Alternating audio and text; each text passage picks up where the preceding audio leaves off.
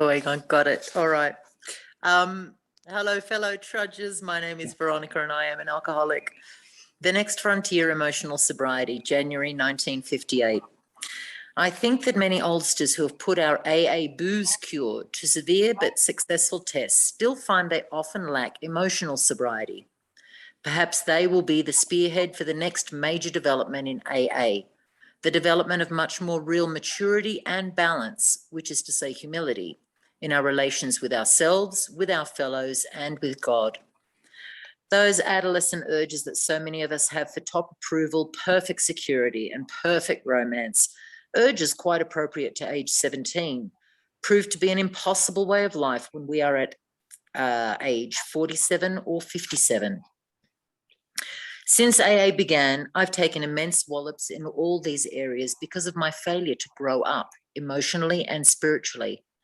My God, how painful it is to keep demanding the impossible, and how very painful to discover, finally, that all along we've had the cart before the horse. Then comes the final agony of seeing how awfully wrong we have been, but still finding ourselves unable to get off the emotional merry-go-round. How to translate a right mental conviction into a right emotional result, and so into easy, happy, and good living? Well, that's not only the neurotic's problem. It's the problem of life itself for all of us who have got to the point of real willingness to hew to right principles in all our affairs. Even then, as we hew away, peace and joy may still elude us. That's the place so many of us AA oldsters have come to, and is a hell of a spot, literally. How shall our unconscious, from which so many of our fears, compulsions, and phony aspirations still stream, be brought into line with what we actually believe, know, and want? How to convince our dumb, raging, and hidden Mr. Hyde becomes our main task. I've recently come to believe that this can be achieved. I believe so because I begin to see many benighted ones, folks like you and me, commencing to get results. Last autumn, depression, having no real rational cause at all, almost took me to the cleaners. I began to be scared that I was in for another long chronic spell. Considering the grief I've had with depressions, it wasn't a bright prospect. I kept asking myself, why can't the 12 steps work to release depression? By the hour, I stared at the St. Francis prayer. It's better to comfort than to be comforted. Here was the formula all right, but why didn't it work? Suddenly I realized what the matter was. My basic flaw had always been dependence, almost absolute dependence on people, on circumstances to supply me with prestige, security, and the like. Failing to get these things according to my perfectionist dreams and specifications, I had fought for them. And when defeat came, so did my depression. There wasn't a chance of making the outgoing love of St. Francis a workable and joyous way of life until these fatal and almost absolute dependencies were cut away. Because I had over the years undergone a little spiritual development, the absolute quality of these frightful dependencies had never before been so starkly revealed. Reinforced by what grace I could secure in prayer, I found I had to exert every ounce of will and action to cut off these faulty emotional dependencies upon people, upon AA, indeed upon any set of circumstances whatsoever. Then only could I be free to love as Francis had. Emotional and instinctual satisfactions I saw were really the extra dividends of having love, offering love, and expressing a love appropriate to each relation of life. Plainly, I could not avail myself of God's love until I was able to offer it back to him by loving others as he would have me. And I couldn't possibly do that so long as I was victimized by false dependencies. For my dependency meant demand, a demand for the possession and control of the people and the conditions surrounding me. While those words, absolute dependency, may look like a gimmick, they were the ones that helped to trigger my release into my present degree of stability and quietness of mind, qualities which I am now trying to consolidate by offering love to others regardless of the return to me. This seems to be the primary healing circuit, an outgoing love of God's creation and his people, by means of which we avail ourselves of his love for us. It is most clear that the real current can't flow until our paralyzing dependencies are broken and broken at depth. Only then can we possibly have a glimmer of what adult love really is. Spiritual calculus, you say? Not a bit of it. Watch any AA of 6 months working with a new 12th step case. If the case says to the devil with you, the 12th stepper only smiles and turns to another case. He doesn't feel frustrated or rejected. If his next case responds, and in turn starts to give love and attention to other alcoholics, yet gives none back to him, the sponsor's happy about it anyway. He still doesn't feel rejected. Instead, he rejoices that his one-time prospect is sober and happy. And if his next following case turns out in later time to be his best friend or romance, then the sponsor is most joyful. But he well knows that his happiness is a byproduct, the extra dividend of giving without any demand for a return. The really stabilizing thing for him was having and offering love to that strange drunk on his doorstep. That was Francis at work, powerful and practical, minus dependency and minus demand. In the first 6 months of my own sobriety, I worked hard with many alcoholics. Not a one responded. Yet this work kept me sober. It wasn't a question of those alcoholics giving me anything. My stability came out of trying to give, not out of demanding that I receive. Thus, I think it can work out with emotional sobriety. If we examine every disturbance we have, great or small, we will find at the root of it some unhealthy dependency and its consequent unhealthy demand. Let us, with God's help, continually surrender these hobbling demands. Then we can be set free to live and love.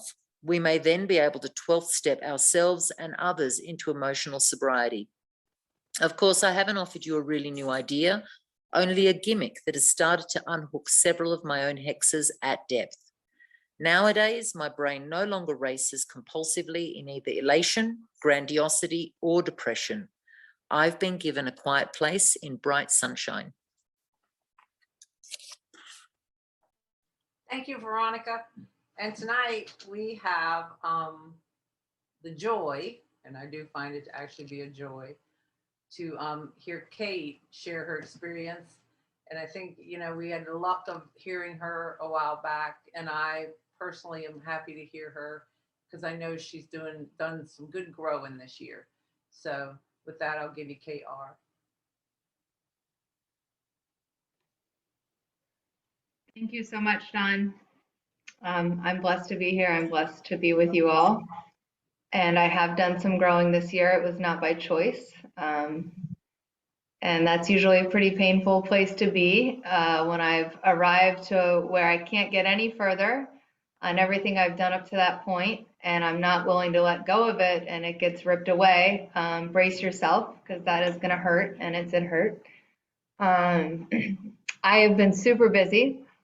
I did not prepare anything tonight, folks. Also, I'm on my porch and half the lights are burnt out because I'm too short to reach them. So if you can't see me, I'm sorry, let me know and I can move inside. But okay, good. I thought it would be nice to be outside. Yeah, I've been really busy. This is my crazy season at work. I'm working like 12+ hour days, and I've had a lot going on with my family. I had family in town, which was super cool. And then my dad was in the hospital, which was really difficult. He's got a lot, going on, and I'm his medical POA. So I'm pretty involved in that. And I'm somebody who I like my life to be compartmentalized, and I like everything to be neat and tidy and completed at the end of every day. I'm very efficient. I try to take action in my physical, mental, and spiritual life every day. I try to work hard. I try to enjoy things. So I have a lot going, and I like it to kind of go this specific way. And that has not been my life recently, which is good for me in many, many ways, because I struggle with rigidity, and I struggle with, as this letter talks about, dependence on people and on all these other things to kind of go this real specific way. So hopefully I said I'm Kate and I'm an alcoholic. I hope I got that far. My sobriety date is September 15th of 2008. When Sam asked me to speak, I thought if he just saw my life, he surely would have asked a different speaker. I went to the Fellowship of the Spirit conference in Colorado recently, which was amazing. But I essentially cried the whole weekend. So for anybody who saw me there, I did not appear and was not in this wonderful place spiritually. But it turns out that was really necessary. I mean, I missed you guys last year and a lot of things got canceled. I hadn't seen my sponsor in person for a year and a half at that point. When I saw her, I just started crying. And then it basically didn't stop. So I don't know. I think that probably I'm not alone in like, if I'm gonna talk, I want to be in this amazing place and share these amazing things. But I got very little. I'm really busy. I'm trying to hang in there. I'm trying to keep my connection to God. I have no idea what to share about, and I just prayed like, God, you're really gonna have to show up tonight because I got nothing on my own. I will say I did not want to do this, so I was feeling kind of resentful. I'm like, I'm taking on too much. And I told you I got work and stuff with my dad, and then I'm going out of town again next week for another week and a half, and it's crazy, and nobody does my job while I'm away. So even though I'm off, like, how off am I? I've got to make all that up. So I was just stressed out, and I didn't want to do it. And then about 20 minutes ago, a friend reached out and told me that she relapsed. And I thought, like, oh yeah, like, this is why we do this. It just breaks my heart for her. She's been drinking about a week and she's trying to get back. But like that's what's on the other side of this, and emotional sobriety is amazing and I need it. And I've come to a place where I've been sober long enough that without working on these concepts in this letter, I'm not going to make it anyway. But I don't want to lose sight that at the end of the day, like it's about alcohol. And she had 5 years, that she wasn't some brand new person. Had been through the steps and had been an active step worker and attending meetings and all that stuff. And we start to get distanced. So I pray for her, and it's a wake up call for me that, like, yeah, I've got a lot going on, but this is exactly where I need to be right now. I'm not too busy to show up to a meeting. I'm not too busy to show up for my sponsees, to do my step work. You'd think I'm too busy to call my sponsor. Turns out I'm not, so I'm going to get on that. uh, and it doesn't get any better. I will say,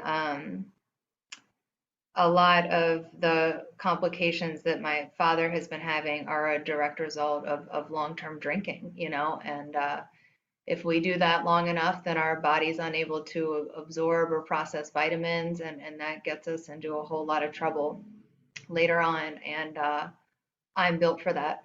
I'm capable of that. I have a brother who's been sober about 20 years. I've been sober almost 13, and we both have a real clear picture of what to expect if we don't stay sober. So I don't know. I guess I could have started off with something lighter, but it's a deadly serious thing. So that's kind of where I'm at right now. When I talked on this meeting, it was like a little over a year ago, and the letter was and still is, it's just profound. Okay. Like the principles laid out in that letter are profound. But when I talked last year, I don't know that I'd ever even read it. I certainly didn't know anything about what it was talking about. I didn't. And I'm not sure what I said, but I can tell you that what happened shortly after talking about this letter is that my life fell apart.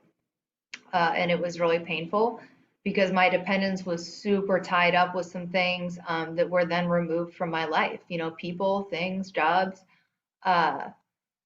And I was in this place where, the ground that I was standing on had started to just come apart, and I'm coming apart on the inside.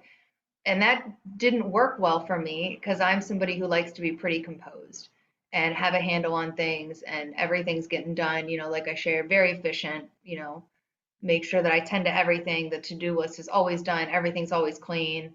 It's always great, right? This may not always be great, but it's always like clean and it's always completed. And I'm not somebody who likes to just completely fall apart emotionally. And I would have told you prior to that, when I'm dealing with things that are really, really painful, that I just do that on my own. Because up to that point, that had pretty much been my experience in life, right? If I'm really, really hurt, I will go into my little cave and I'll kind of like deal with it within myself, and work through it and include God in that.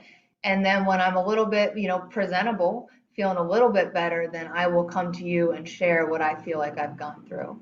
What I did not have experience with was having to rely on people to help me when I'm just crying every day. My best friend, who's been sober 13 years in this program, I called her every day, maybe multiple times a day, just crying for like a ridiculously long amount of time. Like I felt bad for her after a while, like, God, she must be so sick of hearing this.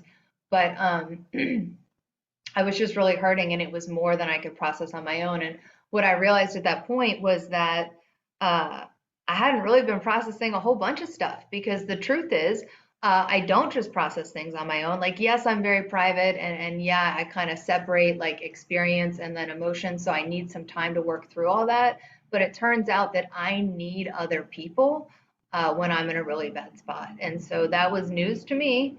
So there's just a lot, there's a lot of like unaddressed stuff at that point. What happened for me, there's this quote from New Seeds of Contemplation that has meant a lot to me. There's a couple of quotes, actually. One of them is a Bible quote, and I'm not a Bible girl, so if I misquote it, please, I'm not trying to be offensive. I'm doing the best that I can here. I haven't opened a Bible in decades. So, but a sponsee sent it to me when my life fell apart. And I don't know where it was from. Maybe somebody else does, and they can put it in the chat, like I don't even know what you call that, the book or whatever that it's from. But it was, the Lord will fight for you. You need only to be still. And I don't know how to be still. Like, I'm a doer, like, okay, this thing happened. Now what do we do? She relapsed. What do I step in and do? Right. I ruined this relationship. How do I fix it? Like, I want to do things. I didn't know how to be still. And I didn't know how to let God fight for me, because I've spent my life fighting for myself. And so, with that mentality, you can imagine that I have had a lot of problems with personal relationships, right? And you can imagine that I'm, always in collision with something or somebody, because I'm out here, with my defenses up, fighting for me, making sure I'm getting what I need, the respect that I need, and I'm watching for what other people are doing, suspicious of, are they kind of out to get me? Is the universe out to get me? I've always got to look out for mine. And that does not work. I don't know if it ever really worked, but it held together for a long time. I can't do that anymore. There's no room for God to move into that. And so I spent about 6 months after I talked on this meeting. My job changed, and which is great. I love my job, not this season, but usually I love my job, and I work from home remotely, which is wonderful for me. I'm very introverted. I have, enough in the evenings. I love not having to interact in person during the day. So, but anyway, my job was remote. My life got very small. The relationships in my life started to drop away. I had about 8 sponsees, and half of them fired me probably within like a month or so. So God was just kind of like picking all these little things until there wasn't a whole lot left. And then COVID got really bad. Here, I live in Cincinnati, Ohio. So COVID got really bad and everything shut down. And then as the weather got cold, I didn't really have like the outside access. And I basically spent a lot of time living in my house by myself in my bathrobe, and rode that as long as I could until I had to start prioritizing my mental health above my physical health. But what that allowed me to do, and being so alone in that, I mean, like, holidays are canceled, my family canceled holidays. I went to Ecuador right after Christmas by myself, because that's what I do, when you burn me. Like, I'll just go to Ecuador and die in the Andes Mountains, and then you'll feel bad. Sorry, probably shouldn't have done that. So that's kind of my best response to things, So I went to Ecuador by myself. It was just a really lonely time.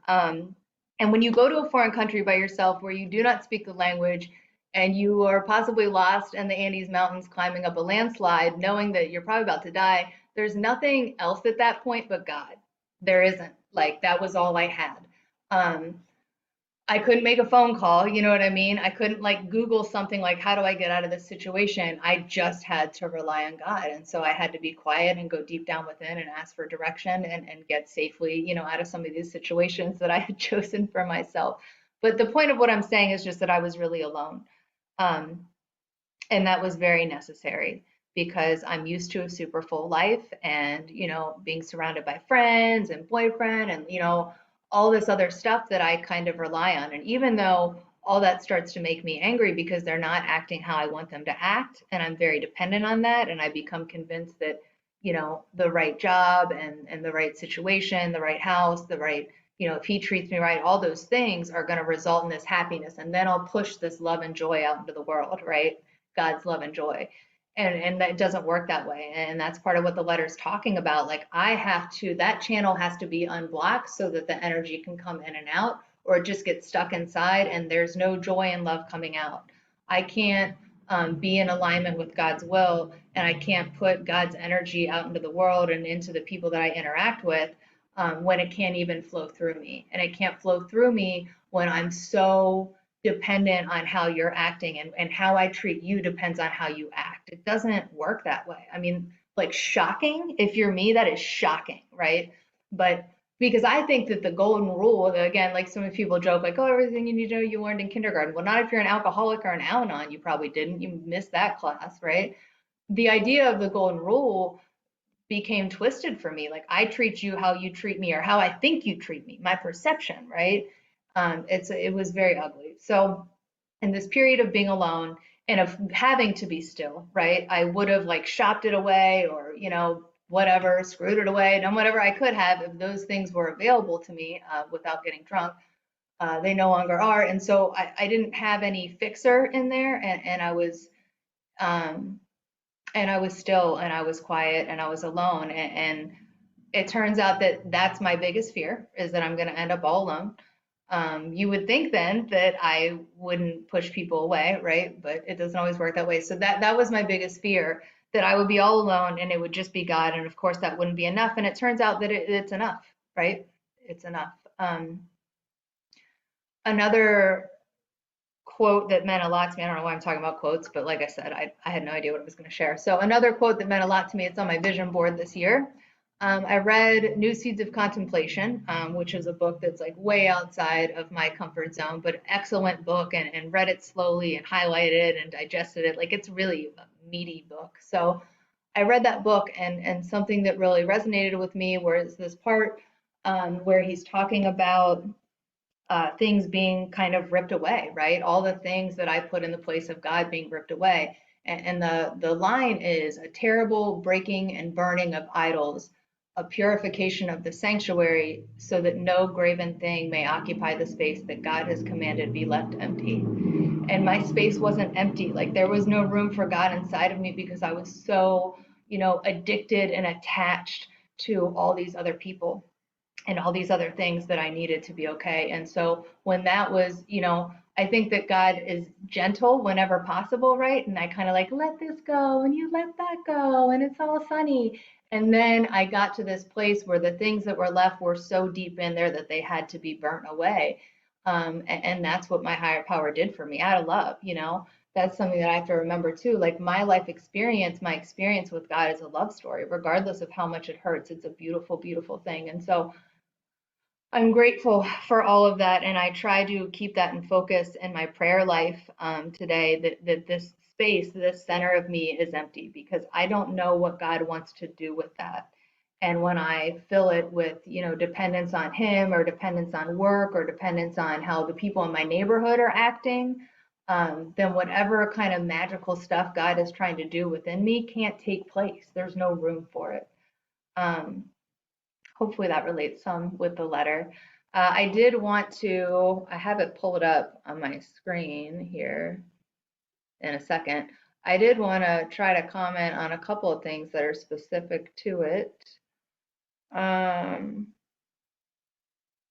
Where Bill talks about my basic flaw had always been dependence, almost absolute dependence on people or circumstances to supply me with prestige, security, and the like.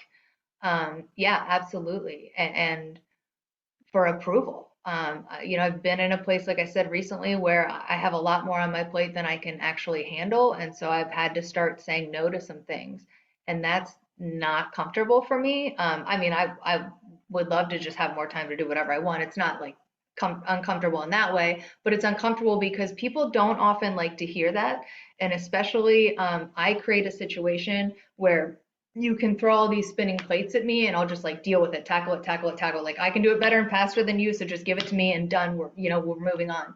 I can't do that right now, but I can get really tripped up in setting appropriate boundaries. And I can go too far the other direction too and be like, I'm doing my self-care, and really I'm just being selfish. But breaking that dependence of like needing your approval, and I need you to think that like I'm this great person who has it together all the time. I'm this excellent AA member all the time. Like I'm just perfect, perfect, perfect. It doesn't mesh well, right? So that's kind of been like recently for me, that absolute dependence. I rely on other people to supply me with this idea that like I'm okay, I'm a good person. Um, it can't come from there, it has to come from God. And what I've found with that is that when that dependence starts to loosen up or be broken, or I'm separated from that or whatever, I do have this place where I can be okay and I can treat you well no matter what. And like, I get that that's the point of everything, but guys, that is not easy for me. Like that has been a huge struggle. I see people come in sometimes and like, I don't know, a year later, 2 years later, they're just like the nicest person ever. That's not been me, because of this stuff that Bill's talking about.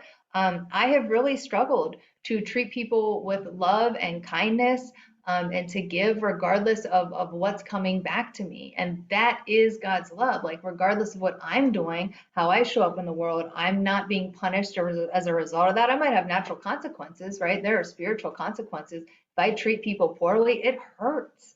I can't get away with that anymore. I can't live in that ugliness and that rage. So there's spiritual consequences, but I don't get this like punishment from God, or you did that, so now I'll do this, or I'm going to pull the rug out. That's not how I'm being treated from my power, and that's not what I'm supposed to be putting out into the world. And I have struggled with that like way more than I would like to admit. But the first part of that is, again, removing the dependencies. I don't have a shot in hell at God's will and at treating people well, if I'm still attached to that, because I'm so driven by the attachment of it. It's like in the third step where it talks about how we're so driven by self-delusion, self-seeking, self-pity, something else, fear probably, I don't know.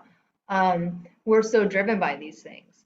And I guess I thought that like you just get spiritual, and then your ability or desire or something to live by spiritual principles like outweighs how driven I am by the self.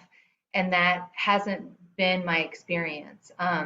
They're just like this, whereas if my attachment to these things that I think I need so much, that are often tied to you and I have no control there, right? If my attachment to those is severed, then the love and the goodness and the tolerance, all that stuff that's already there is able to come out. But otherwise, it's like, always collision with something or somebody. So I'm just kind of reading this a little bit more. Failing to get these things that I want according to my perfectionist dreams and specifications, I had fought for them. When defeat came, so did my depression. Yeah.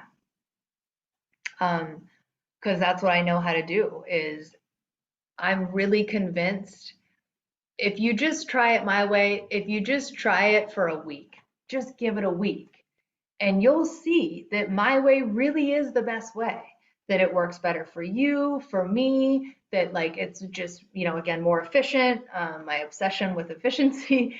You'll see, just try it. And I really believe that. And even like when I'm reading through that part of the book, there's still this part of me that can't like separate from that, where I'm just so convinced of it. And maybe if I tell you the right way, or I use the right words, or I say it again, or I say it louder, maybe you'll get it, and then we can shift, and then we can get to doing things my way where everything's going to be okay. It doesn't work. It really doesn't. And the truth is that because of the way that my alcoholism is, the darkness of my alcoholism, even when everything is just what I want, I'll just latch onto something, or I'll start telling myself a story of something that's not even really happening, right? That just makes it all crap again. Whereas when I'm in this space of ultimate dependence on my higher power, nothing can really interfere with that. Like, things haven't been easy recently. I'm not good at being this busy. The things with my dad have been, painful and challenging. And, there was a time, several days where he wasn't able to make his own decisions about this big surgery. So I'm thinking, oh my God, I'm gonna have to make this decision, right?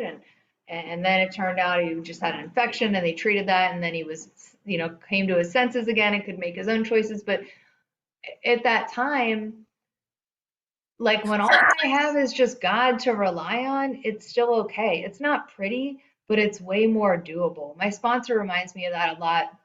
If I call her and it's like, I'm complaining about this, or I'm overwhelmed by this, or I'm stressed, or, it's not really the things that are going on in my life. It's that I'm running on my own power instead of my unlimited supply of power. And it burns out, and it's not enough. So there's not enough time, there's not enough energy, I'm not getting enough sleep, I'm not getting enough respect, I'm not getting enough love, I'm not getting enough attention. So now here we are back tied to you, right? It's amazing how that works. That, like, when everything is perfect in my life, if I'm not connected to God and I just need you to be doing whatever, it's just miserable, Like Bill says, like, then I hit the depression point. And when I'm connected, I don't know, it all gets done. Like, that's how it's been recently. There's nights where maybe I'm in bed at 11 o'clock at night with my computer, like, still catching up on a little bit of work.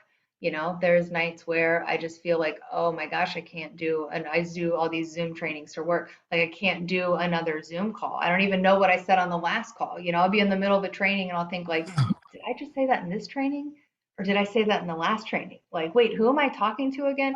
And my brain is jumbled up because it's just a lot, right? And then of course with stress, like, I had a bunch of traveling going on, and the stuff with my dad, like, stress can whatever trigger depression for me, or for any of us. I'm not special. Stress can trigger depression. And it just gets to be like, but when I pause and I'm still, as I was told to be, and I say, okay, God, like, I need this. I need, the clarity of what to do here, or I need the energy to get this done, or I need the ability to be kind and loving to these people that I currently want to be hateful to. I'm always receiving. Yeah, there's one more thing that I want to talk about, but I'm going to look at this letter again. Okay. Plainly, I could not avail myself to God's love until I was able to offer it back to Him by loving others as He would have me. And I couldn't possibly do that so long as I was victimized by false dependencies. I like that it says victimized. It almost feels like it's not my fault, And in a way, there is some powerlessness around it. But yeah, I think, I don't know, I think I already talked about that, not being able to push God's love out. For my dependence meant demand, a demand for the possession and control of the people and conditions surrounding me. I have made much misery in my life over exactly that, a demand for the possession and control of the people and conditions surrounding me. It doesn't work. You would think at my age that that's like crystal clear, but I can certainly fall back into it. But when I don't need anything from you, when I'm just here to give, or I'm just here to show up, or I'm just here to see what happens, and I'm coming from the perspective of, like, okay, God, like, what do I need here? Or what do you want me to bring to this occasion? Or help me just be open, and be responsive to whatever comes into my life today. It just flows. It just flows like smooth. Even even when there's a whole bunch of challenges and obstacles, it just flows in a way that I can't manufacture that on my own. I can't pull that off. I did want to read this. We can do like, yeah, outside literature here, right? Because it's not really a meeting. We can do that. Okay. I was going to read this. I've been in Al-Anon for almost a year now, so I do AA and Al-Anon. Part of what I do for Al-Anon in the mornings is a reading, and then I write an email to my sponsor about the reading and a gratitude list and stuff like that. So this is a reading that I had done on August 13th. I know that because that's the date that I'm looking at right here. So I wanted to read this because as the letter was being read, I thought, you know what, that sounds really similar to what came out of this book. So this is Each Day a New Beginning. I'm sure it's not conference approved anything, but it's a daily meditation book. So on August 13th, it says, the main thrust of our recovery is to attune ourselves to God's will, struggling no longer to impose our own. The pain we've endured in the past years was often of our own making. We controlled situations until we managed to force the outcome we desired, only to realize it didn't offer happiness. It was instead a bitter ending to the struggle. That's what I have done again and again in my relationships when I'm stuck in this dependence is I will force the outcome that I want by any means necessary. And then even if I'm able to like bring that about, nobody's happy. Now you're miserable, I'm miserable. It's still not right for me. You didn't want it to be that way in the first place. So of course you're not happy, right? Nobody wants somebody like, pushing their thumb down on them like that. So then like I struggle and struggle and struggle, get to this place where it's all supposed to be okay and it's not okay. And I wonder why. And for a second, I think like, oh God, it's me, right? But then I think, nah, it's you. Others are always more to blame, but it's not. It really is me. It's a bitter ending to the struggle. It goes on to say, when we want something or someone to play by our rules, we can expect barriers. And when the barriers don't give way with a gentle push, we should consider it a clue that we are off course. When we want what God wants for us, the barriers, if any, will fall away. And I think that's been the truth for me. Like, not that it's easy, not that like, oh, the barriers are just gone, so I don't have to do any work here and God delivers it to me. Although like the universe has brought many, many things to my doorstep in just that fashion, but that's certainly not how it always works. But yeah, I know like I'm kind of on the right track with God when I'm not having to force and push. And I'm on the right track with God when I'm not having to drag you along with me. Um, if we're walking side by side, my friend, my partner, my mom, whoever, we're walking side by side and it's all going well, like great, we're on the very same path right now as placed by my higher power. But when I'm dragging you or when I've like tied you up, and I'm bringing you along against your will, that's a clue. Like ding, ding, ding, I am way out of a line with what God has for me here.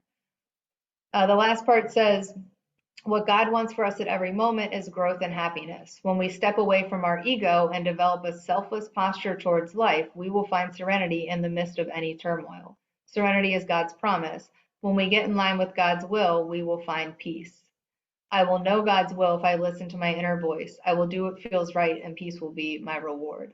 And that was what I started to find kind of at the end of that period of like resisting all this loneliness and darkness and, COVID winter in my bathrobe. When I let go of the resistance and just let it be what it was just still and let God be in charge of it and remember like, oh yeah, God's the ultimate authority here in my life. Even in this moment, I had peace in that. Doesn't mean I wasn't sad, but I had peace. And I think it's a great reminder for me too that what God wants is growth and happiness. Because again, when my dependence is on my higher power and I know that I'm taken care of, that the universe is, out to support me, not against me, that God wants to work with me and support and teach and nurture and grow, not like punish and trick me. And you know what I mean? When I'm coming from that perspective, I don't need anything from you.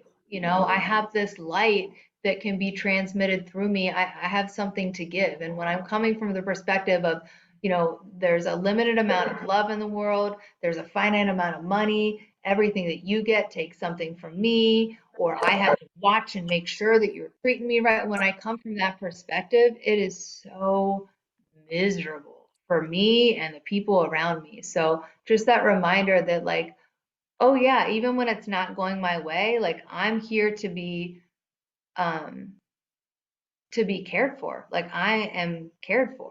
I answer to and work for a being that is so beyond anything that I could possibly even begin to conceive of. I don't have to get in there and make this stuff happen for me, and I definitely don't need to make it happen for you. I don't have to protect myself. Like it's just it's given to me. It's a love story. So I think that's about all I have to share. Can I like call on people or what do I do now?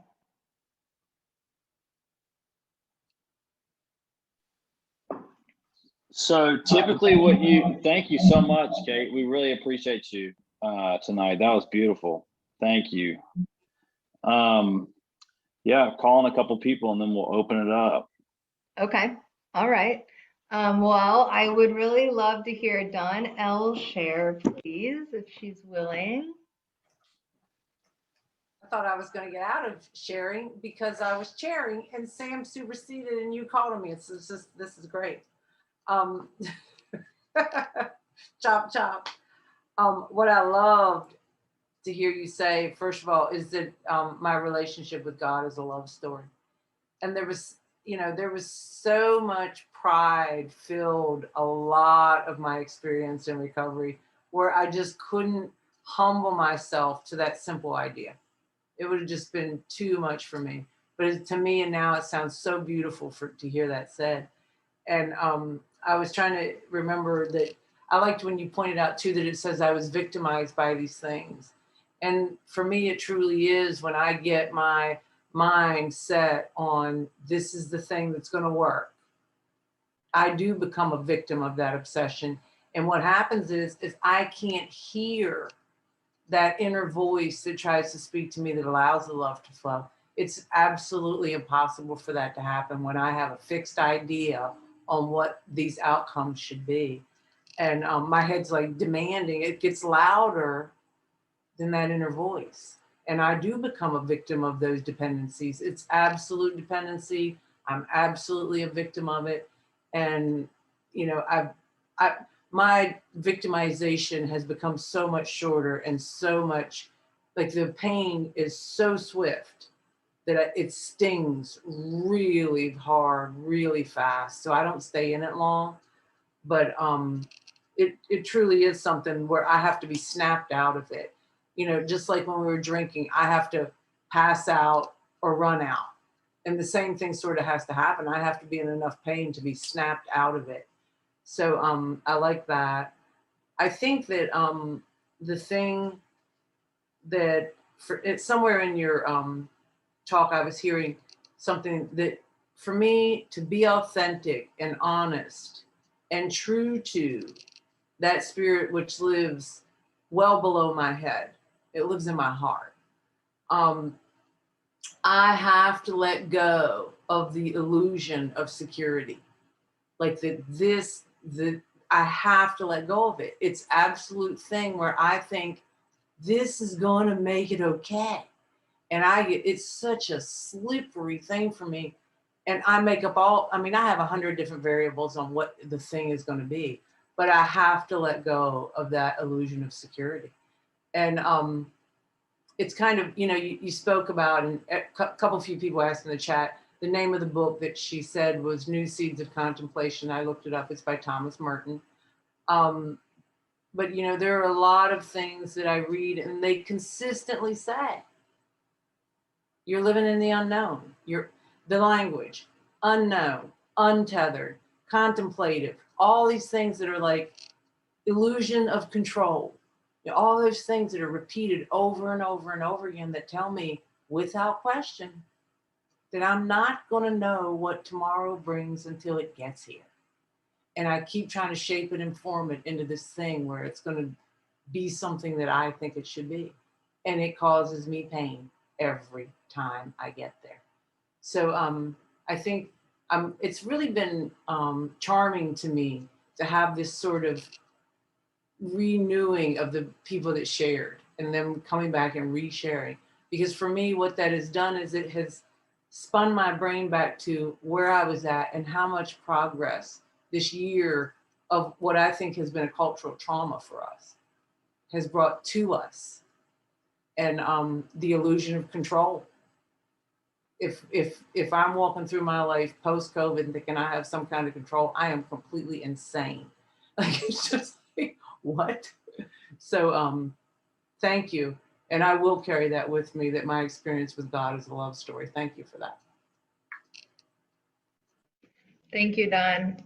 I called on you even though you were chairing because I knew that I would need to hear whatever you had to share. I think we're kindred like that, and I needed to hear that. The delusion that I have any security or that I can make my own security. I forgot. I don't have to.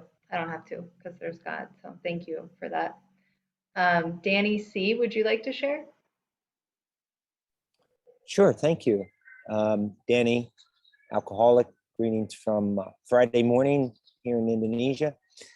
Boy, I really loved your share, Kate, and the quote you mentioned about in the quiet. I took it as in the quiet, we get our answers, and you know, that's easy for me when I'm in meditation. Oh yeah, that intuition. Our 11th step talks about that intuition, and you know, I'm finding that recently that works as my day goes on as well, whereby something comes up and I feel I need to fix it. Teenage kids, they're not doing something right. Does that intuition really work? Is God really going to come in and give me that intuition when clearly they're off base here? Or a business that we haven't really had any income since COVID started. Don't I need to get in there and fix that? Don't I need to get in there and just get after it, continue, you know? And I've, you know, the intuition that just as the thought comes up, oh yeah, God's going to take care of this too. And I just need to trust it. And it's a practice. And I hit the bumper yesterday with our guy in HR who, okay, yeah, he screwed up, but some of it was a misunderstanding. And then afterwards, it's like, oh yeah, I could have trusted God for this one and just calmly gone through that process. But I forget. And it's just a continuous practice on this awareness that God is always going to be there, no matter what. The whole thing on demands and that just the weight of that, how that really twists my whole being, and being able to through the work in this last year, especially in the last half year, being able to release some of that and recognize, oh, that's what I was doing. And there is another way. Oh, and that other way works pretty darn good. Yeah, I think you said you're from Cincinnati, and it's always been I've always wanted to go to Cincinnati. We had a family vacation there.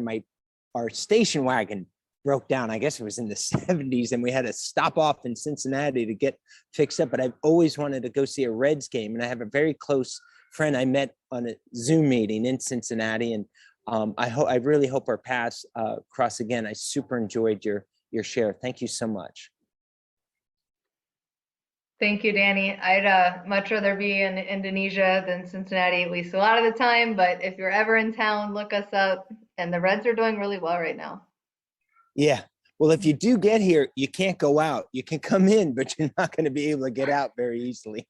So that come may on not over. be a bad situation for me, actually. Our one resort is actually an official quarantine resort. It's on a white sandy beach. So 8 days there, and then you can travel around the country for as long as you like. That sounds beautiful. Oh, thank you. Mary T., would you like to share?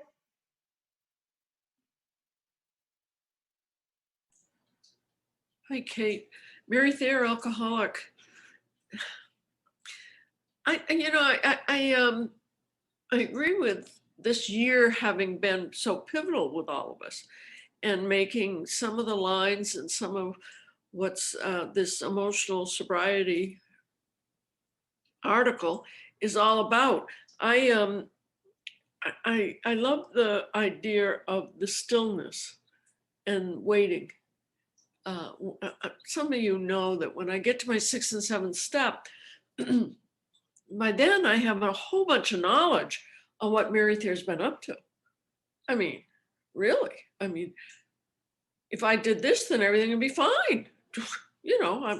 Whatever. And for years I would get there, having done, a 5th step, and I had a head full of intellectual knowledge about myself. And it was almost not consciously, but unconsciously, I would go, thanks God, now I got it, now I'll handle it. And I would go out with my head filled with what God's will is for me and what my values are, my principles are, and where my defects have been, kind of taking my legs out from underneath me. And pretty soon, the line that has resonated for me and continues to, as the time goes on, is lack of power is my dilemma. That's my dilemma. I don't have any problem with my intellect. None of us do. I think we're all pretty sharp, to be honest with you. Especially when as you continue to do this for me, for you, for me, for lots of people I talk to, we all of a sudden understand that we have an observer on board. Do you ever notice that? Do you ever notice that you're doing something and inside of you it's saying, God, I really don't think you should be doing this. But you continue to do it. Well, who is it that's observing me if I'm doing whatever I'm doing? And I finally started to listen to that area within myself. And what it does is that an action occurs and all of these little multiplicities come up to tell me a story around whatever the event was. It's very funny. And then there's part of me that starts to just get involved in my own story to the point that my life is unmanageable and then I'm powerless. Boom, right back to where now here I was at the 6th step, ready to do what Mary Thayer wants. No, now I'm going to do this because this is how it's going to happen. And it's taken me years to see how insidious this compartmentalized part of me is. And I liked how you framed that, because if I had all these compartment doors opened all of a sudden, I'd have died. I would not have been able to do the process that I believe our 12 steps are doing. And, gently, God gives me the area of my life. I don't think it's gentle at the time, but hindsight, I realized if I had the problems that I had at 28 years of sobriety where I nearly drank any sooner, I think I would have been drunk. But I had enough God on board to walk through that dark night of the soul. And for whatever reason, it sounds to me in the last year or so with you, that you've had to take a look, not from your head, but something far deeper within you to see my life's maybe I'm wrong. Wrong? God, maybe I'm wrong. And to say, am I prepared to look at this from a different angle? And it sounds to me, if you're sitting here tonight, you were. And, there's a thing I use with the 6th and 7th step that I think makes me know I'm in it. There's necessary suffering going on. It means that I am actually being refined in the furnace of my afflictions. In other words, whatever impurities that were blocking me from feeling God in that area of my life are being kind of burnt off. And God's got me in his hands and he's watching over me, but it doesn't feel right. And because it doesn't feel right, I think I'm wrong. And that that area of being in there has helped me to see dualistic thinking versus non-dualistic. In other words, just because it's painful, it isn't wrong. Just because I'm sad, that's not bad. And I had to learn things like that. I had to get out of this right, wrong, and get into more of a process of being in the pain. When I was early on, Kate, my sponsor, very wise woman, I'm grateful always to Beverly Jean, good for nothing Douglas, as we used to call her. But she said to me, honey, the hardest thing you're ever going to do is sit still and feel the pain. And every time that I have sat still and felt the pain, what she promised me was this: if you sit still and feel the pain and you don't use and you don't kill yourself and you don't drink, on the other side of that pain, you're going to be closer to a presence that is always present that you've been ignoring. So your talk tonight gave me the realization that when I get to the knowledge of what I've been up to in fifth step, then I have to go from 6 to 12. And 6 to 12, that's the whole 12 steps. This is a 12-step program. It's not a 5-step program. In fact, where half measures avail us nothing with all this knowledge about what we're into. It's something else about connecting with that presence. And apparently your sponsor has a good sponsor, because she said something about what you're doing is trying to do this on your own and you're not using the power that's available for you. I run into that all the time. My life was unmanageable. It has been. And the only gift I have is I've done this a little longer than some. And I know how to live a day at a time now. I can wait on the Lord. Hey, okay, you got this. I'm not figuring this one out. And I can move more gently with myself and not so harshly. Don't beat yourself up with this. God loves you very much. And I think he loves us all. We're kind of whacked. You know, we're here because we're not all there. Remember that. Love you. Thank you for calling on me.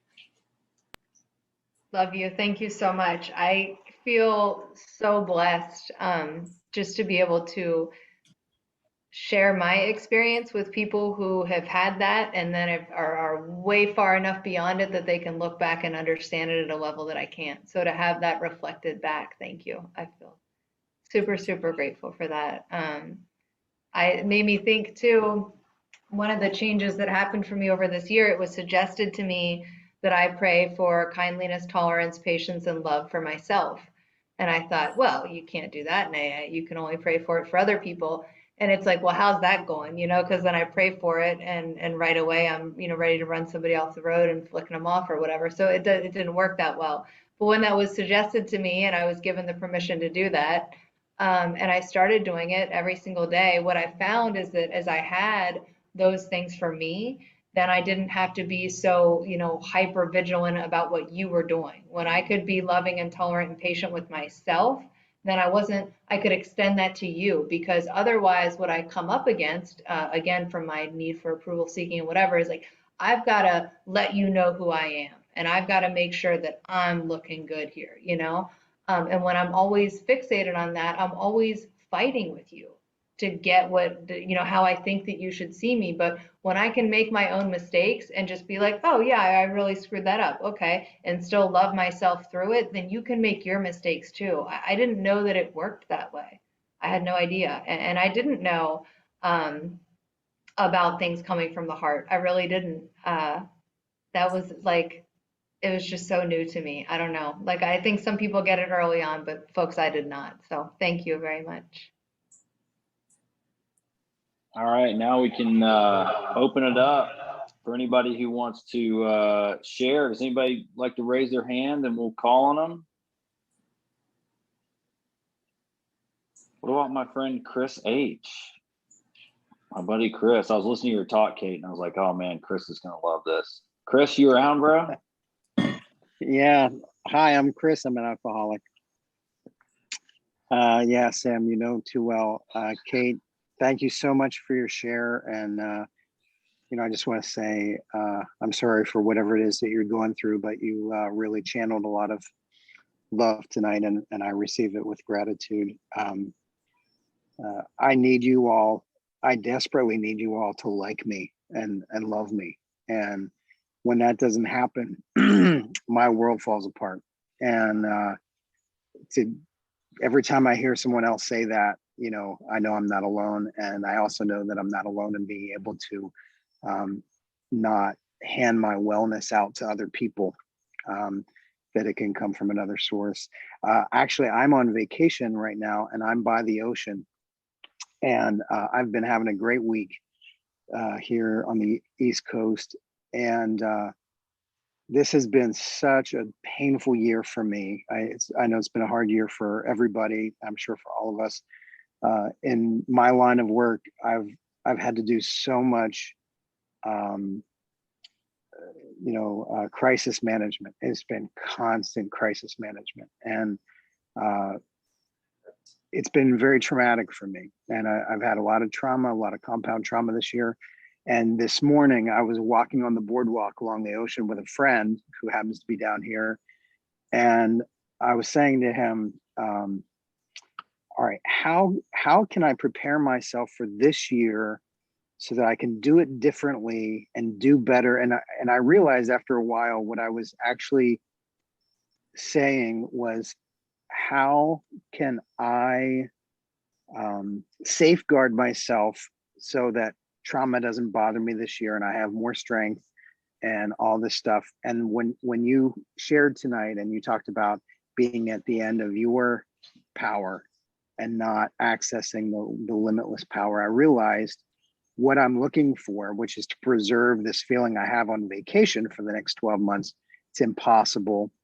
And it's a fool's errand. And just to connect the dots, later today, late after that, I was actually on the beach with my brother-in-law, who was just espousing all this garbage, all this fear about the world and politics, and this is happening and that's happening, and the next 10 years are going to be so awful, and this country is going to hell in a handbasket. And I found myself pretty uncharacteristic for me saying, yeah, but we can't let fear dominate our minds because we're so closed in. And as I was talking to him, trying to project hope, I realized that wasn't me. That wasn't, because that's not how I talk. I'm usually like, yeah, everything's falling apart. This is going to be awful. And so anyway, I just feel like God has smiled on me today, connecting my early morning walk to my conversation on the beach to your share. So thank you so much. And Sam, again, thanks for this meeting. It's been a lifesaver. Thank you, buddy. You know what's funny is, like, I'm just going to share. I'm Sam, I'm an alcoholic. I think that and wait for other people to raise their hands.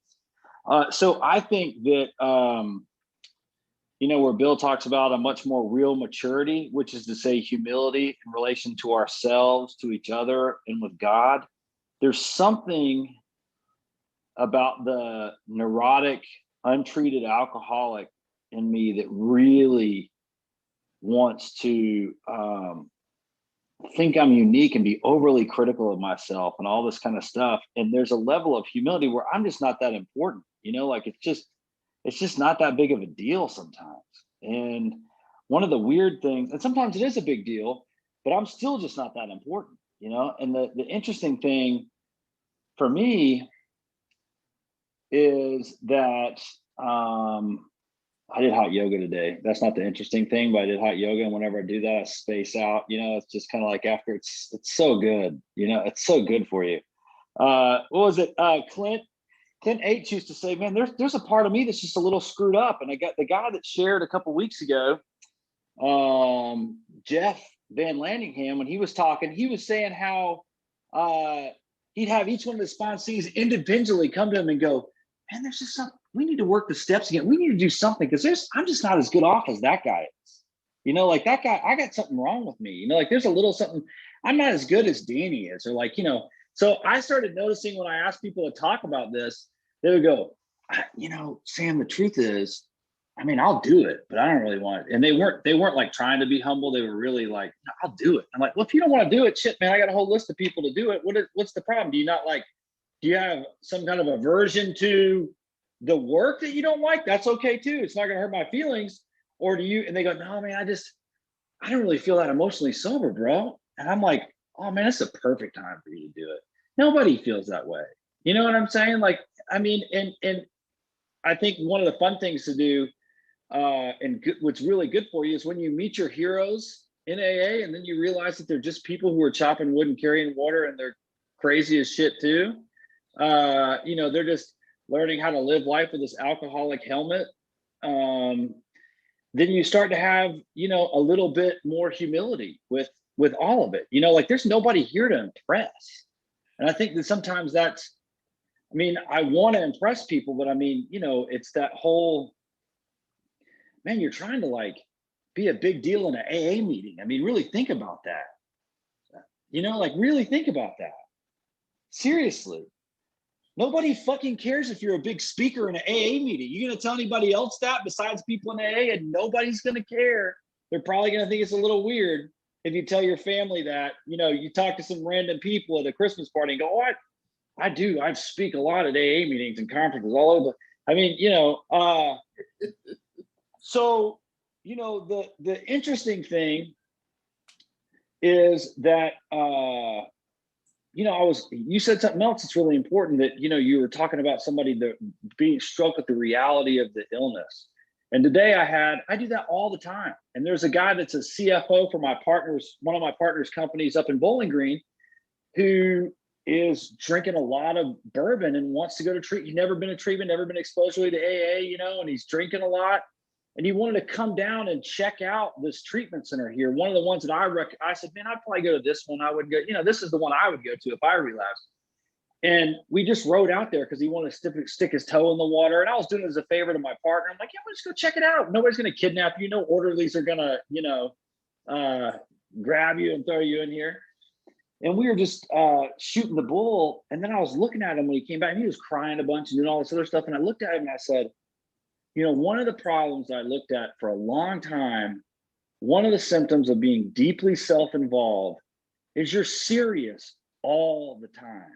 You take yourself serious, you take everybody else serious, and that is a miserable way to live. Have you ever seen some of these guys who are like 26 years sober, like just vehemently arguing over a tradition in the corner? Those people need to get a fucking life. I'm not saying that they like, you know, that those aren't things that need to be defended, but the way they're defending it is they just want to be vehement towards something. They're looking for a cause to argue about.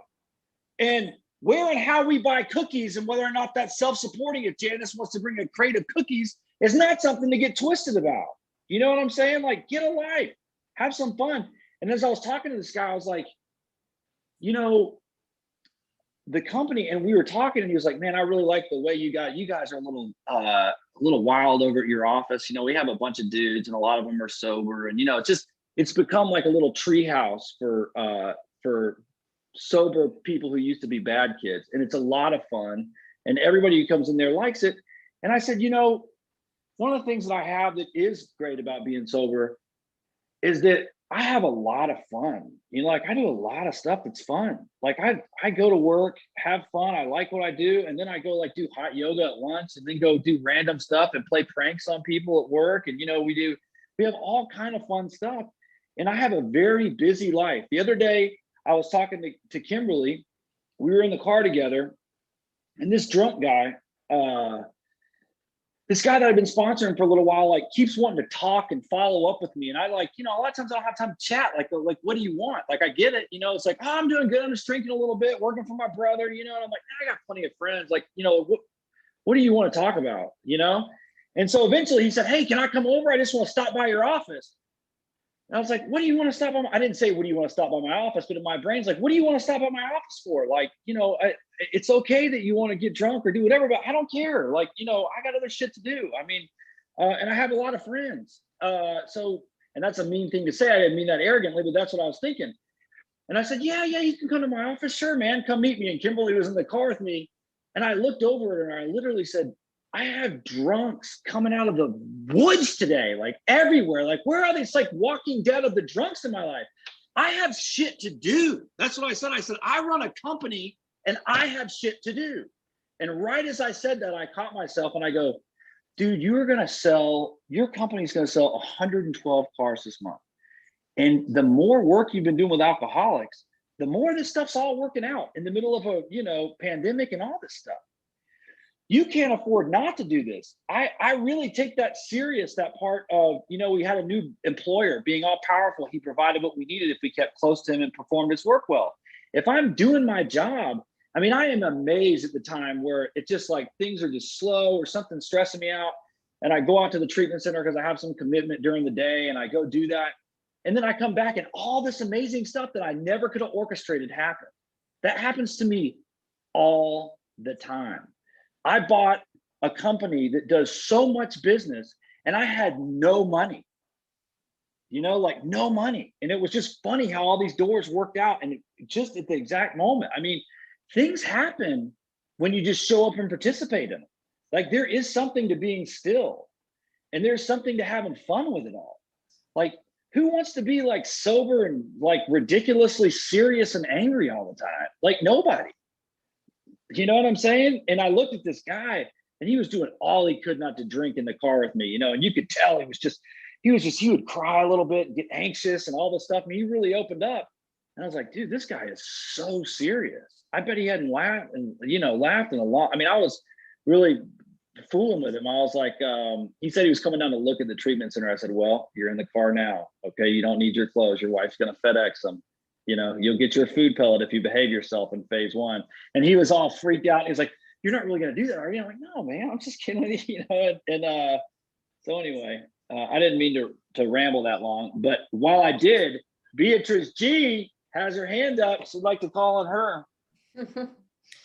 Hi, everybody. My name is Beatrice from Mexico, and I'm very happy to be here. And thank you, Kate, for your share, and everybody share. And I really liked the stillness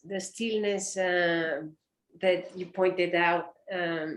I find that for me, it is also, it has been a difficult time, but there has also happened some very magical and wonderful recovery in the process of having, feeling pain and going through this chaos time in my life. And now I mean, when I look back, I thought it was like for the past 3 or 4 months, but it wasn't. It has been ever since November. No, so I don't know how I hanged into the time that it's been difficult, but I'm getting the feeling that something beyond me is happening that I quite don't understand what it is. It's my second day that I'm not smoking. And during the difficult times, I did grab cigarettes again. And now it's gone. It's gone. I'm looking at, there's a few friends coming in my life that are how do you call them, agricultors, that they do food, organic things, and they recommended the place in it's about 6 hours from here, and it's in Veracruz. It's near the coast, but it's in the mountains 2 hours away from the coast. And I'm all excited about going to this farm and getting involved with meeting new people. And I know it's pandemic. I know things here in Mexico, they're very difficult still. They've kind of picked up again. But that's not going to stop me right now that I'm having this feeling to learn and to nurture myself. I for some months felt that I step away a bit from meetings and the program, and from also giving myself the value that I have. And to be honest, I quite like myself. I mean, things like Kate was saying, I totally, what do you say, feel similar of, if these people is not the way I want, then, or if somebody would step in my shoes, then everything would be fine. But it's not, it's just Beatrice stepping in my own shoes and liking my own shoes, no? Not wanting anything else. And in recovery, I've been able to achieve, to regain some health, especially physically. And I think that that's very important, to be still and to listen, to see, and things begin to happen differently. While in the other process, I was in this huge pain and fear. And one thing that I recognize is that I'm scared of being scared, that I'm scared of the pain one feels, because we all know the pain, you know, that one can feel. And it ain't good. It's something that it's thrown me to places that are difficult to come out from. And something has kept me alive and has hold my hand, and be able to reach the other end of wherever I was. And now I'm good. I'm ready to settle myself to go to this class, and happy to be alive today and in recovery and with you guys. I love you all and send you a big hug. Thank you for letting me share. Hey, before I forget, that was beautiful. That drunk that was calling me, asked me how I was doing and wanted to meet at my office, came in, he was crying. He'd been sleeping in his car. It was like, you know, it was really hot without any AC, and we ended up taking him to treatment. And I saw him at my trip to treatment today. Anyway, but didn't want to just leave that hanging. The guy, you know, it worked out. Kimberly, what are you doing? Okay, let's just, how do I lower the hand? Lower the hand. I'm Kimberly, I'm an alcoholic. So I have to say, today I was on a phone call with a friend who is not one of us. He's a normal person. And I actually talked a little bit about our emotional sobriety, my emotional sobriety Thursday. It's a workshop, and we talked a little bit about the world events. We talked a little bit about people who are finding so much chaos. And I said, I'm pretty grateful for what I'm learning in AA, but really I'm learning to be content with myself. And to me, to find through these workshops, those different tools and skill sets that I watch, you know, like I have told Sam that some of these people are like, you know, not that they're idols or they have all this stuff, but you know, I've met Mary Thayer in person, and after I'd heard her speak at a women's retreat, and I thought she was pretty awesome. Granted, I came in late and didn't hear all of what she had to say, but breakfast was nice talking to her and Juanita. But, you know, to me, this speaker circuit has with it this wisdom of years more than this notoriety, if that makes sense. And if the wisdom of years of someone brings to me a tidbit of knowledge about myself and awareness in just something as simple as Mary shared about, well, what she just shared, and to hear Kate, I was texting Corey, sounds like someone I know. And Corey's like, sounds like you and your daughter. I was like, yes, that's the problem. So, I mean, to identify with that and to connect with people who are walking this walk and chopping wood and carrying water, and yet still feel this discontent. And maybe it isn't always depression, and maybe sometimes it is. But the point for me is that I've been the gift of this room, this virtual room, is that I get to learn some contentment. My friend Jason said, he says, I've known you now several years and I've seen you grow in your sobriety. He said, over the last year, I don't know, you guys, you seem to have changed your whole perception of what you think is peaceful and contentment. And I think that my sponsor sees the conversation I have with her as the awareness of knowing when I don't feel okay versus the chaos of running around like a chicken with my head cut off. So I know that Sam and Corey and all those guys get to see me run around like a chicken with my head cut off from one job to the other, in and out the door, whatever else I do. But each of these little tidbits, and what I really enjoy is hearing them laugh at the top of their lungs and not take ourselves so seriously. I think in the last year and a half, I've learned in the muck of this world, having friends on both sides of political aisles, medical aisles, death, survival, babies and old people, and all the stuff that daily stuff happens. Even during some tragedy in my own family's life, the gift of sobriety isn't enough of a gift unless you learn some of these tools that have been shared in this workshop to give me contentment.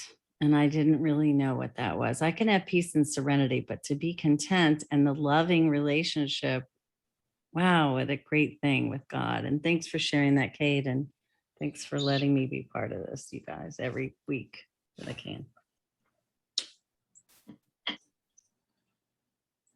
Thank you so much. Nick, did you have your hand up, buddy? What's up, guys? My name's Nick.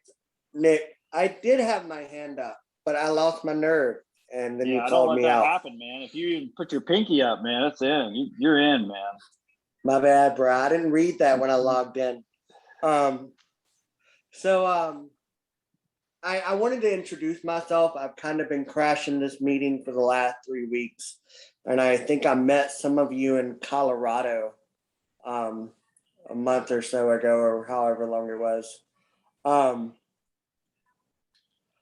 You said something that like stood out with me when you were talking about fighting and like the thought of like having God fight for you, and it reminded me of a song that somebody sent to me a couple of weeks ago. And it also made me think about the 10 step promises, which really blew my mind when I was still in rehab, like 3 years ago.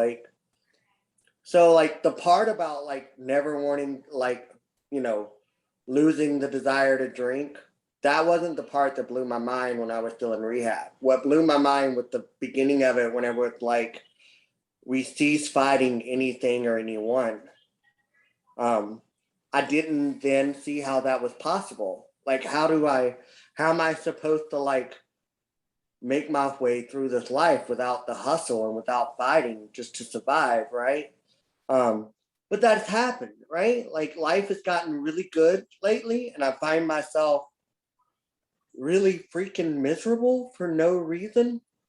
I don't know how to make that make any sense to you. Like, literally nothing's wrong, but nothing feels right. And so I did what somebody was talking about earlier. I got my sponsor, and I was like, we got to redo the steps. And I did another 4th step, and I'm mad at everybody, not because they've done anything wrong, but because they haven't done what I feel like they should have done. I probably sound like a crazy person. Y'all don't know me like this. And I got to be honest, when we talk about like sitting still and just waiting and letting God do the fight, it sounds good, but I'm not sure I know how to do this. I'm not sure I know how to do that.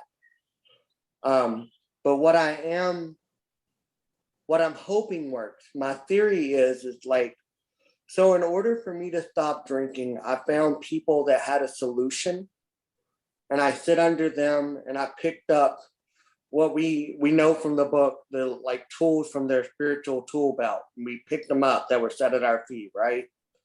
I'm coming to the thing every week hoping that like you guys have found a way to apply these steps to something a little deeper than my bottle. And I'm hoping to pick up some of those tool belts. So I've introduced myself, and this is weird. Thank you. Nick, thank you for a great share, man. Good to see you. I'm so glad you become a part of our group. Kate, you got anything to wrap this whole jam up with? Anything you've been thinking about? I want to tell you guys a story. And Nick, it's good to see you. I'm a fast talker, so I'll try to do it quickly. So right when this is a story about self-will run riot, okay? When we got back from Colorado, I had one day and then I had to fly to Louisiana for work. And I hadn't slept at all and I'm all a mess, but my flight's not until 9:15 in the morning. I'll leave the house at like 7, golden, right? I wake up peaceful, snug as a bug in a rug at 8 o'clock in the morning. My flight's at 9:15. So I rush to the airport. I don't brush my teeth, my hair, nothing. Get my suitcase, I get to the airport. And I get to the gate, like to check my bag or whatever. And the guy says, you can probably still make the plane, but you can't check the bag. It's too late. It won't make the plane. I'm like, oh my God, what do I do? He says, now I haven't had any coffee. I'm not thinking right. He says, well, you could put all your stuff in this trash bag and then, you could make that fit on the plane. All right. And I said, give me a second. And I stepped back and I said, God, what should I do here? And from within me, it was like, don't get on this plane. And I said, okay, that's a good idea. So not to the God, to like, I'm going to put myself in a trash bag. So I now have a clear United Airlines trash bag with all my stuff in it. My underwear, everything is just all in a clear trash bag. I have a big backpack on the back. I have a small backpack on the front and I'm running. I get through security. I'm running to my gate. I did not factor in like a trash bag doesn't have wheels. I'm a pretty small person. I had a big wheelie bag, so now I'm dragging this trash bag because I can't even carry the motherfucking thing. I'm running, I'm sweating. I hear last call from my gate. I throw my hand up, wait, right? And they let me on the plane even though they closed the door. I get there, I put my trash bag, and they're like, oh, you're gonna have to put that in the closet with the big suitcases. So there's like 6 other suitcases my same size on this plane in this special little closet where the oversized suitcases went.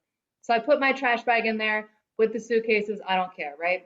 I sit down, it's cool, don't care. I made the plane, that's all I care about. I get off in Chicago. I'm like, what am I going to do with my trash bag? The flight attendant says, why don't you get a wheelchair and you can wheel your trash bag? I'm thinking, all right, that's not a bad option because I can't carry it. It now has a hole in it. I wheel my trash bag. She wrote down my gate number because I'd lost my boarding pass. So she says C4. And I look at the text message on my phone. Okay, C4. Get all the way to this gate in Chicago to make my next flight to get to New Orleans. I've just got to get to New Orleans on time for work. Okay. I show up at the gate. I give him my little napkin. I give him my ID. He gives me a boarding pass. I said, this isn't my seat. We get into an argument about that, how this isn't my seat or whatever. Security comes, okay? That wasn't my fault, but security came and they're helping me repack my bag. I've got a duffel bag now. They gave me some little duffel bags. They're too small to fit my stuff. So now everything's back in the trash bag because you can only have so many bags to get on the plane.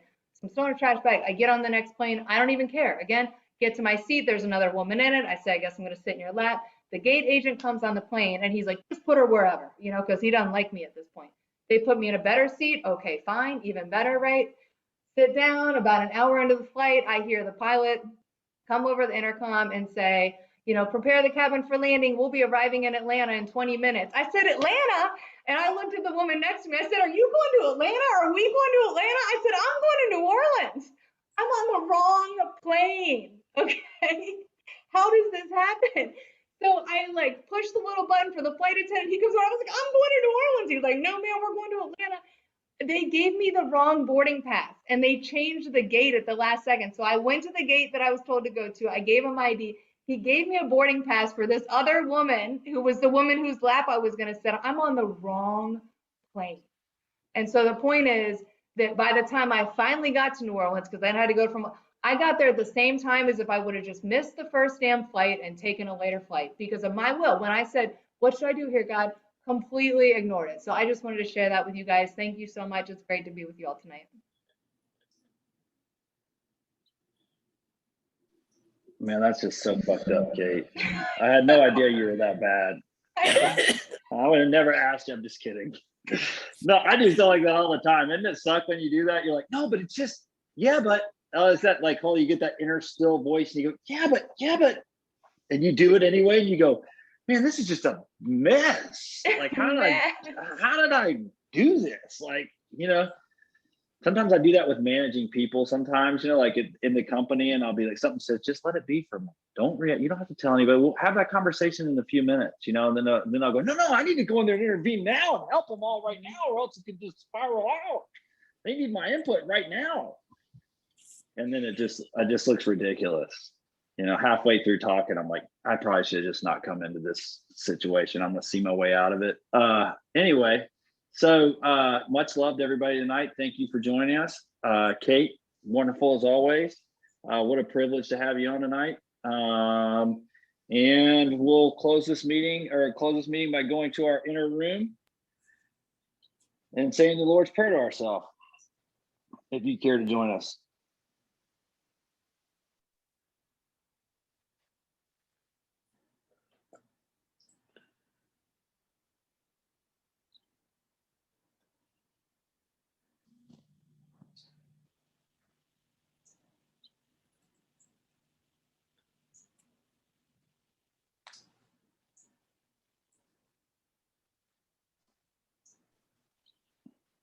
Amen. Thank you, Dawn, for chairing tonight. Such a good job. Good stuff. I think I thought you were thinking that I needed to like take over at that middle part, but then she was going to call on you anyway, so it all worked out perfectly. All is well. Yeah, you did such a good job. Thank you. Thank you, Veronica. Thank You're you, welcome. Kate. Thank you, everybody. Thanks, Kate. Kate. Thank See you, you next Sam. week, guys. Bye. Wonderful. Thank Bye. you. Thank you. Have a great week. Thank you, everybody. Thank you, Katie. Love Great you. as always. Thank you. Good night, everybody.